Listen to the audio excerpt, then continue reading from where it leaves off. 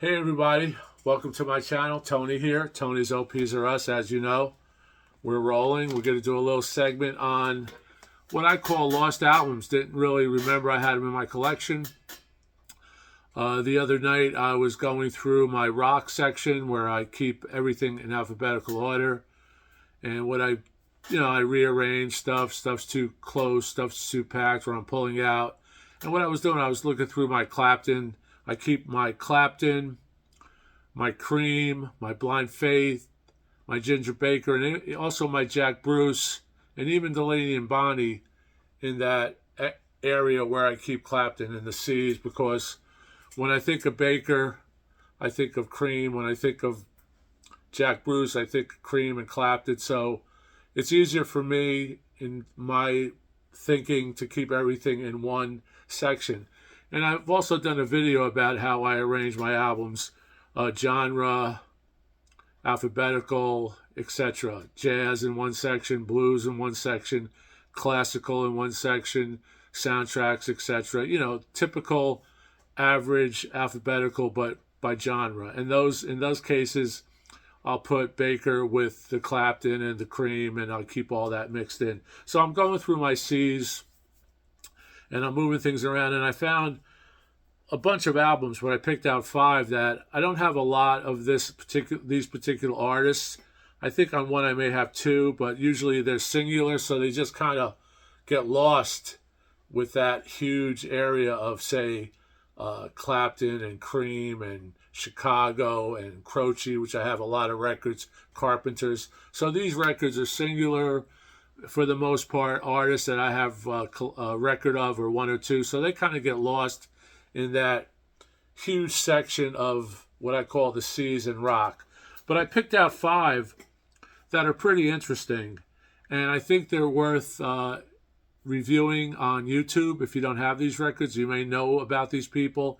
You may know about some of the artists in these bands, because these are obscure bands. In my opinion, they're obscure, but you may know them. They're actually 60s and one band's from the early 70s. So I'm going to talk a little bit about them. I have notes that I took down from the internet and what I could find in the liner notes. And I'm going to go through them. I hope you could check them out on YouTube. They're really worth checking out. There's some really dynamic performances. I'm really surprised a few of these bands didn't really make it huge, because they did have that talent, but they didn't stay together for one reason or the other. Don't forget, in the late 60s, early 70s, especially the 70s, which I'm going to devote a whole video to, 1973, there was just an explosion of unbelievable bands and unbelievable albums and performances and concerts. So when there's a lot out there, some of them tend to get lost. So the first one up is this record, The Chosen Few. And you could see, the cool outfits. This is a band from '69, so you could see that bell bottoms and double-breasted jackets and the longer coats. The hairdos, you could definitely tell with the hairstyles. So this band, I'm just going to read off of my notes. They're from Muncie, Indiana. They opened for The Who. They opened for Three Dog Night.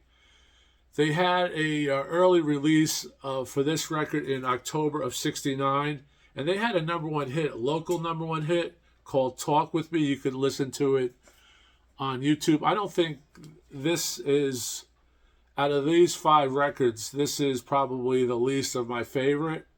So, but these aren't in any particular order, but I will tell you what I thought about them. Now, which is unfortunate about this band, or fortunate, there's 3 other bands that have the same name as The Chosen Few. So when you go to look up The Chosen Few, you might get a reggae band, you might get a rock band, you might get a pop band, you might get this Chosen Few. So it's really, it's odd. Here's the back of the record. It's the typical shot outside, trying to get localized. This was from a shot taken from Indiana. We have a Tom Grotron from Station Work, which is spelled W-E-R-K, in Muncie, Indiana. And it says here, the involvement is conceived in the purity of the single pretense that music communicates with every form of life, right? Music calmed the beast, right? Or music calmed the savage beast from King Kong. It is often said that man is the sum of all experiences. The music or lifeblood of the chosen few, then, is the sum of a beautifully cast, perfectly molded, uniquely functioning society of thought. And then it goes on to talk a little bit about them. This is on Dynagroove, RCA. I believe this is a first pressing. I don't think this was pressed again. So people who know RCA Victor, the orange label, was 69, 70s. Because I know I have some Elvis with that label. So The Chosen Few, check them out. Muncie, Indiana, I believe this is their only record. Like I said, there are 3 other bands, or maybe more, called The Chosen Few. So The Chosen Few are not few. So that's just one that I found. That was interesting. Good harmonies. A little bit like Bread, but not as captivating as Bread. You know, the Bread or Hamilton, Joe Frank and Reynolds, that type of thing. It's the pop 60s, late 60s, early 70s, and this was in 69. Next up is a really good record that I really suggest you listen to, is Cold Blood. And this, I believe, is a debut album. We have the lead singer on the cover, and her name is Lydia Pense, Pense. And Lydia Pense was actually recommended by Janis Joplin to Bill Graham. So Bill Graham, I believe, either signed this group, Cold Blood, or actually at least had them at the Fillmore West. Definitely at the Fillmore West. So this record was released in 69. Cold Blood was founded in 68. Recommended to Billy Graham by Janis Joplin. It's a very funky, Frisco-ish horns. That typical, late 60s, early 70s, Chicago, Chase, Blood, Sweat, and Tears. But it's funny, though, when I went into look at these, who was in the band, they actually used Chicago horn players, Lee Lagenhain, the trumpeter, and James Pangro, the trombone player from Chicago. And they also have ties to Power of Tower, the great horn band of 70s. So they're basically still in some type of functioning order. They were conceived in 69, 68, but they're actually performing to present, it says here. Lead singer Lydia Pense. Very soulful, really good bass on this.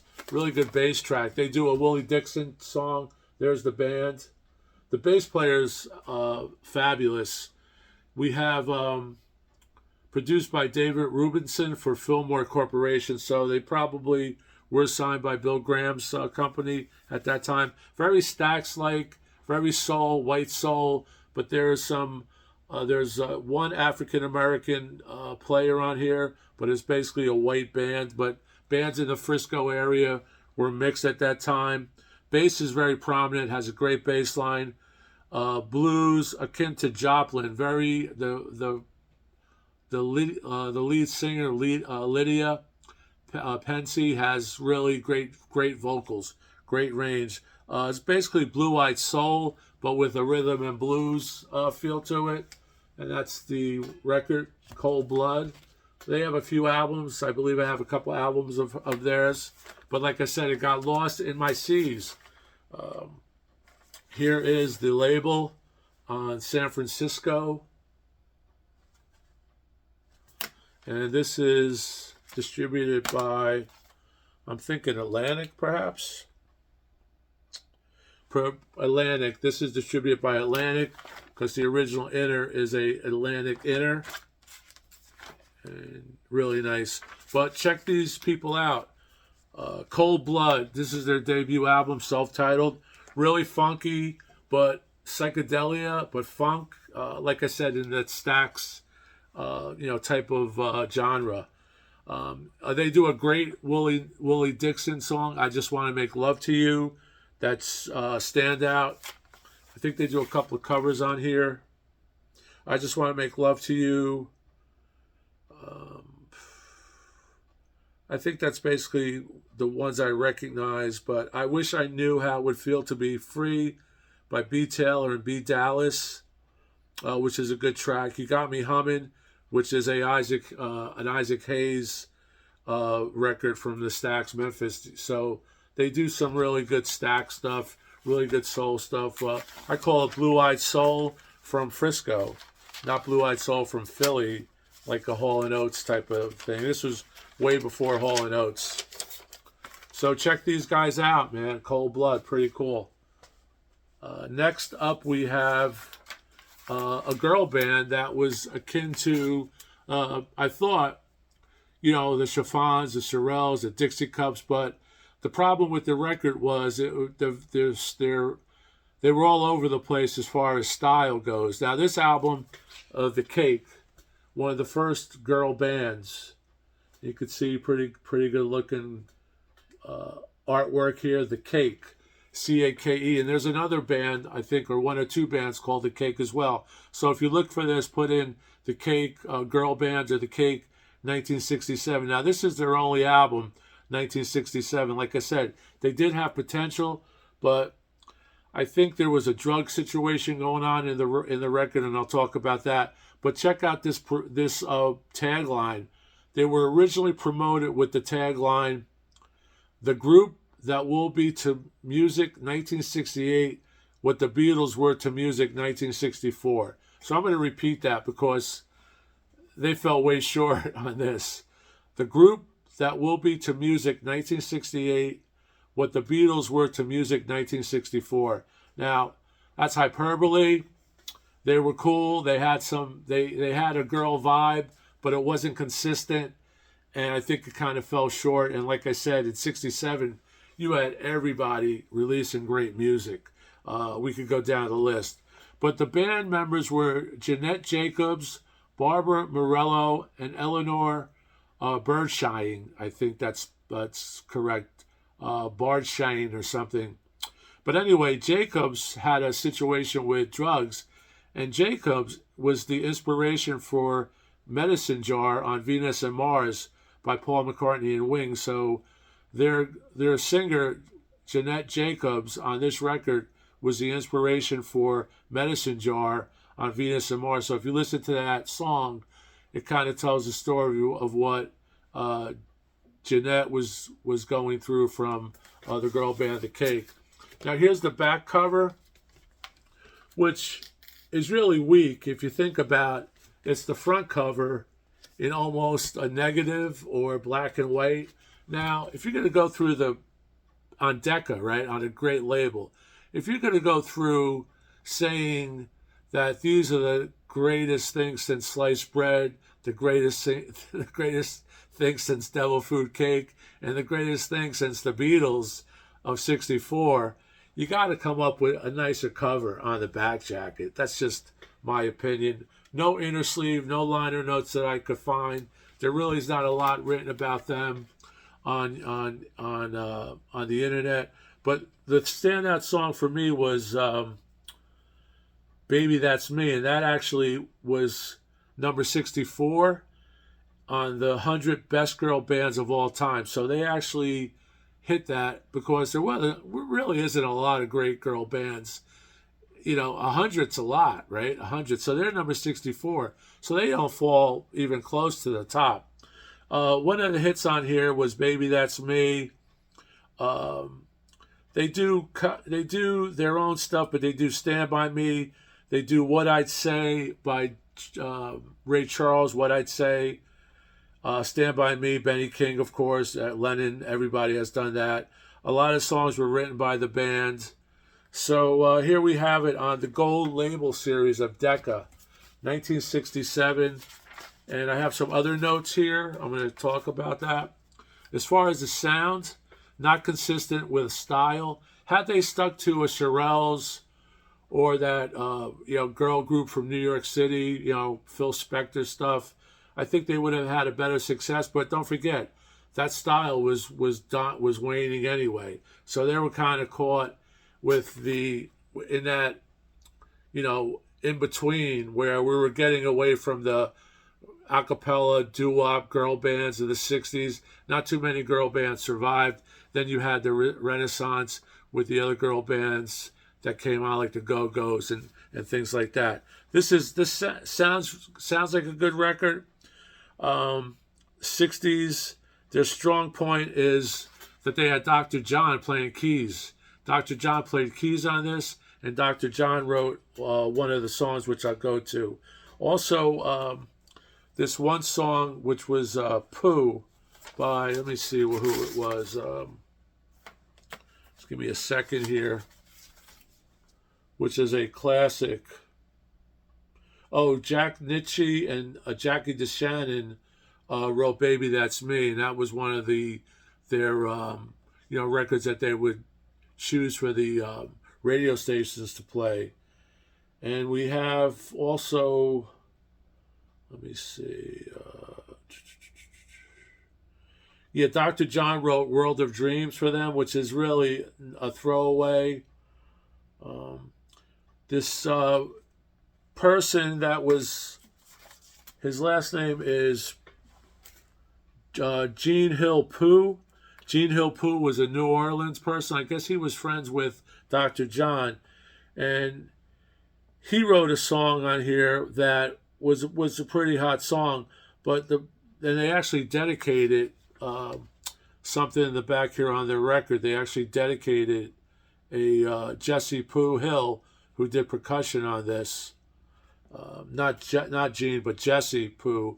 And they actually dedicated some of their liner notes to him. But the sad thing about him was, great songwriter, great musician. He actually died a pauper in 1996 and was buried at Holt Cemetery in New Orleans, which was for the poorest of the city.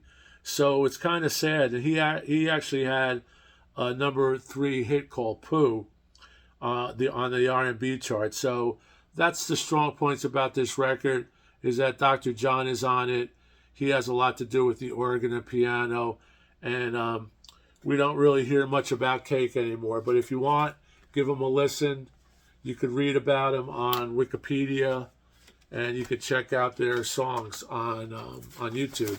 So the Cake, which was, maybe the expectations were so high with that tagline, comparing them to the Beatles of '64, which meant they were going to change the landscape of rock and roll, but they didn't come close. In my opinion, these are just my opinions, but I want you to basically try to experience some of these albums on YouTube, and maybe you could find the records at used record shops and flea markets and on eBay, because these records have not been reprinted.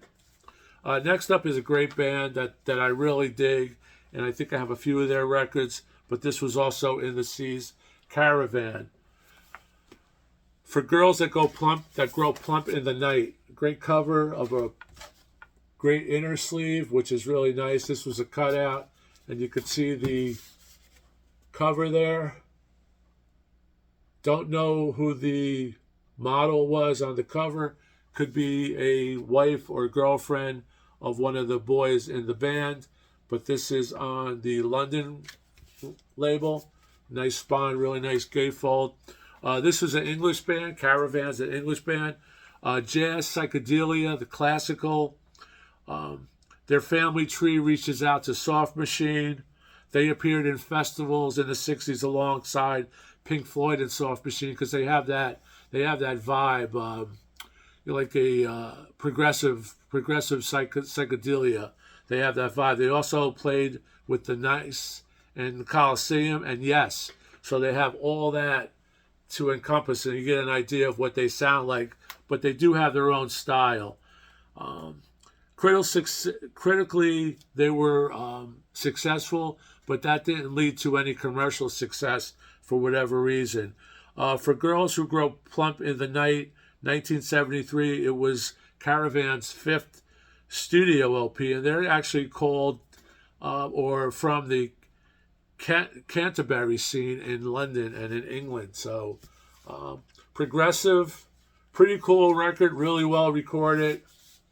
You could see, got got that typical, you know, look of a progressive rock band, and a great cover.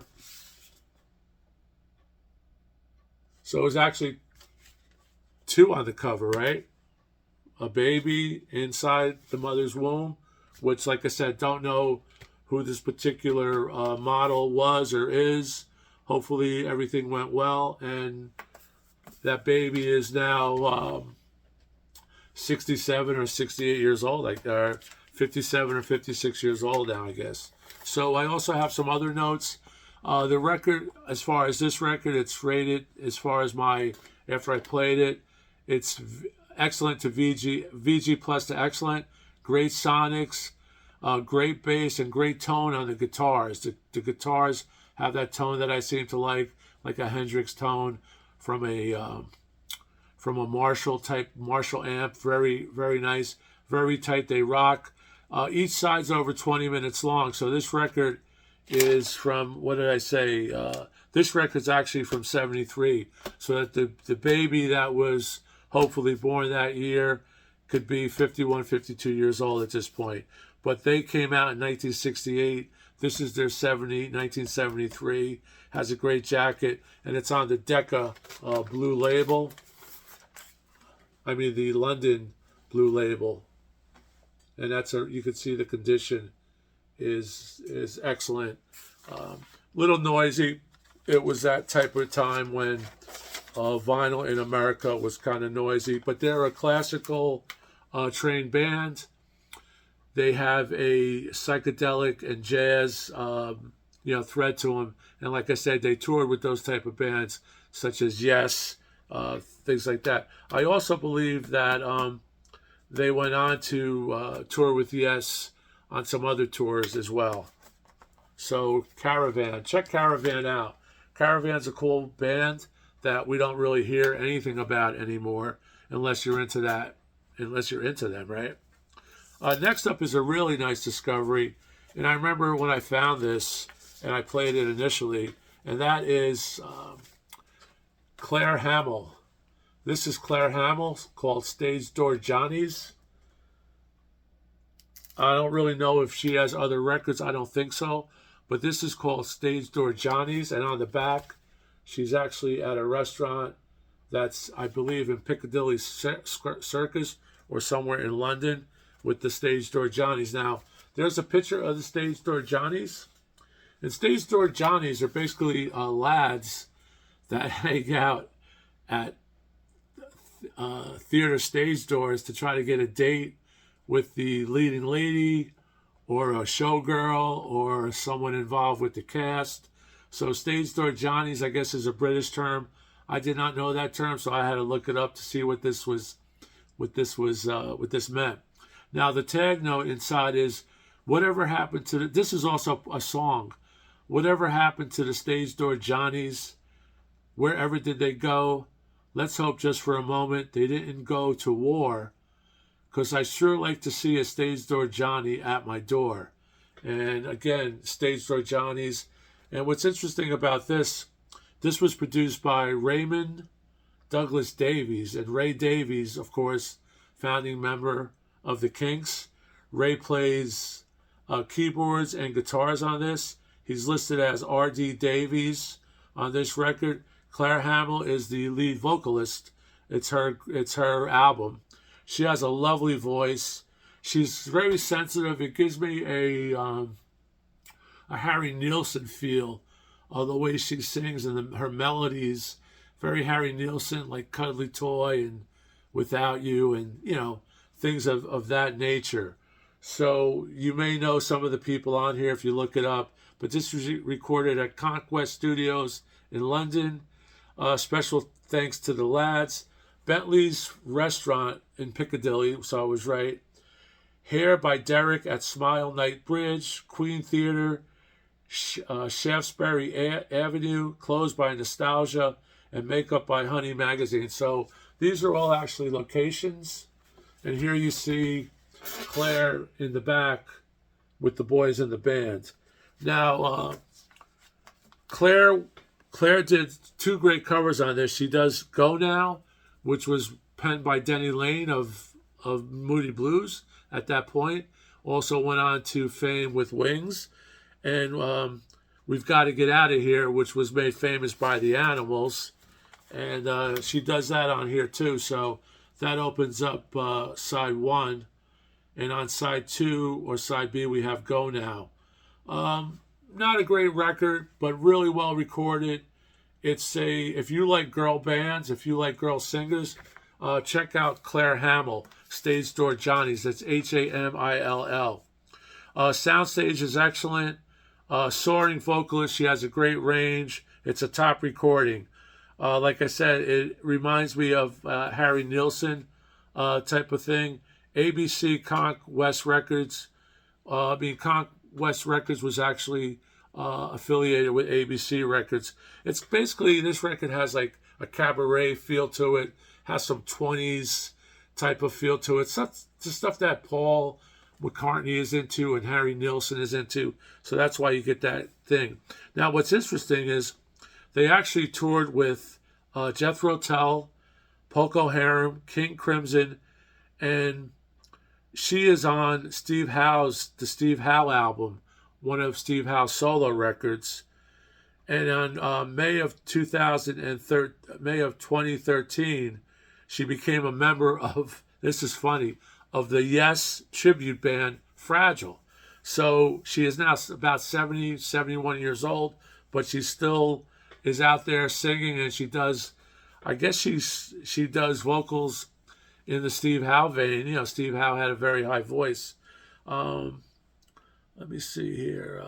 And I just have, again, Stage Door Johnny. The definition from Wikipedia or the internet is a man who frequents a theater for the purpose of courting an actress or chorus girl. And I guess that could go either way.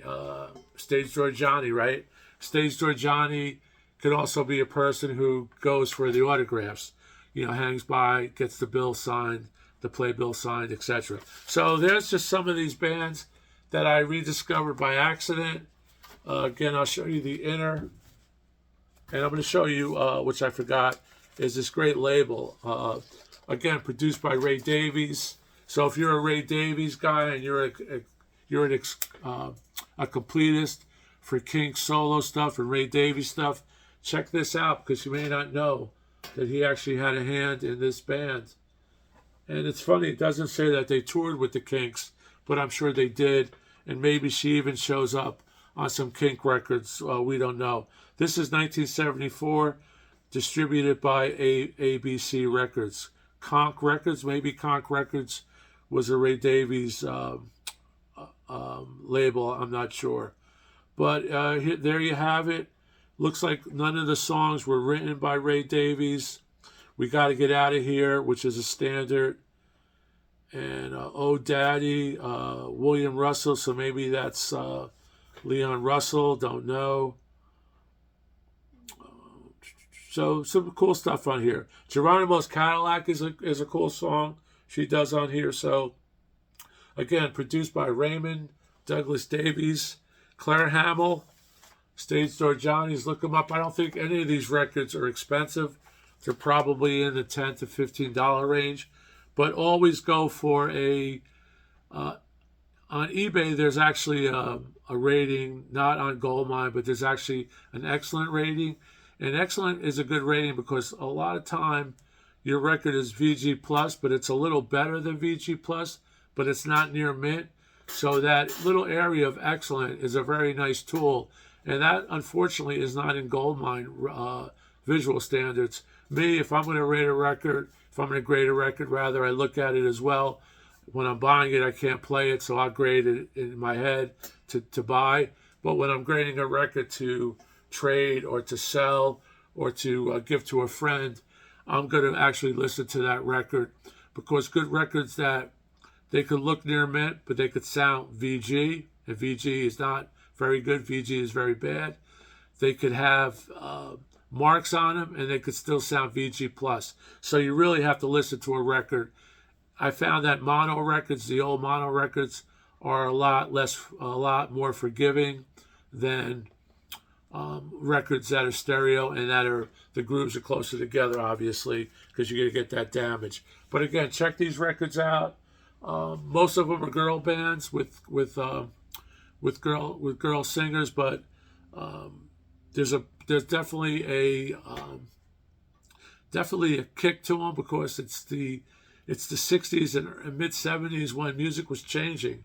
It was going from rock and roll to progressive rock and roll in the 70s, and it was going to female leaders of bands that had a rock vibe and not just a typical girls band such as, like I said, the Chiffons or Dixie Cups and things like that. So keep rocking. Really appreciate it. If you haven't subscribed to our channel, please consider it. It really helps us out. And you'll see an end screen on here. I'm going to pick a really good video for you to watch that's kind of consistent with this video. So just click on that, check it out if you can. If not, we'll see you soon. Bye. Thank you.